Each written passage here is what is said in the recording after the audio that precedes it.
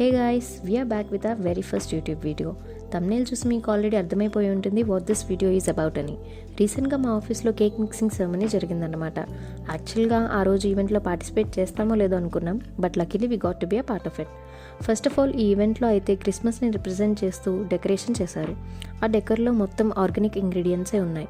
Participate చేయడానికి వచ్చిన వాళ్ళందరికీ గ్లవ్స్, యాప్రిన్, టోక్ ప్రొవైడ్ చేయడం జరిగింది. ఇది అందరూ కలిసి చేసే సెరమనీ కాబట్టి మల్టిపుల్ ట్రేస్లో ఇంగ్రీడియంట్స్ అన్నిటిని డివైడ్ చేశారు and the instructions were very clear. So అక్కడ ఉన్న షెఫ్స్ చెప్పిన స్టెప్స్ని ఫాలో అవుతూ ఫస్ట్ డ్రై ఫ్రూట్స్ మిక్స్ చేసాం. తర్వాత cinnamon and cardamom powder add చేయమన్నారు.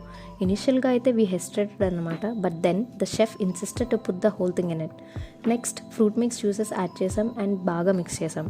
అట్ లాస్ట్ ఈ ఇండివిజువల్ పోర్షన్స్ అన్నిటినీ ఒక పెద్ద కంటైనర్లో ట్రాన్స్ఫర్ చేసి స్టోర్ చేయడానికి తీసుకొని వెళ్ళారు.